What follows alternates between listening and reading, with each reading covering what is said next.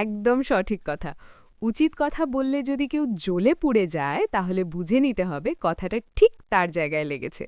যারা সত্যি শুনতে পারে না তাদের আসলে সবচেয়ে বেশি দরকার সত্যিটা শোনা।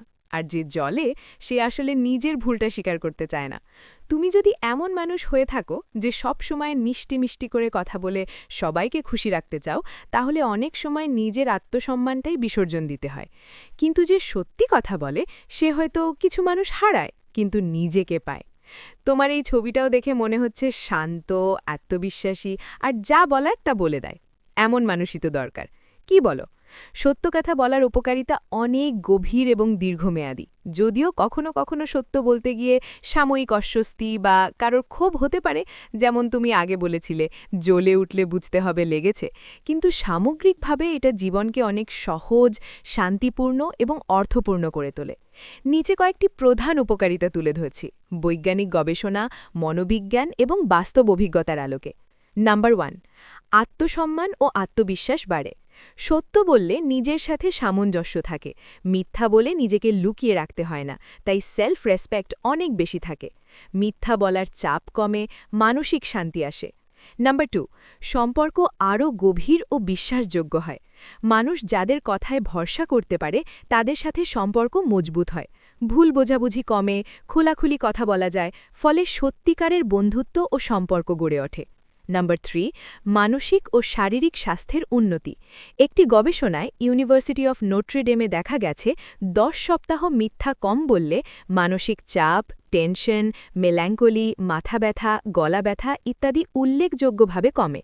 মিথ্যা বলতে গিয়ে যে কগনিটিভ লোড হয় সেটা না থাকায় মস্তিষ্ক আরও স্বাভাবিকভাবে কাজ করে। নাম্বার 4, মুক্তি ও হালকা অনুভূতি। মিথ্যা বললে সবসময় ভয় থাকে ধরা পড়ার, জটিলতা বাড়ার।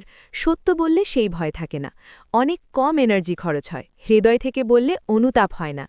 নাম্বার 5, ব্যক্তিগত বৃদ্ধি ও স্পষ্টতা। সত্য বললে নিজের ভুল, দুর্বলতা স্বীকার করা সহজ হয়, যা শেখার সুযোগ তৈরি করে। জীবনের সঠিক সিদ্ধান্ত নেওয়া সহজ হয় কারণ ভিত্তি সত্যের উপর দাঁড়ানো। নাম্বার 6, দীর্ঘমেয়াদী সুনাম ও শান্তি।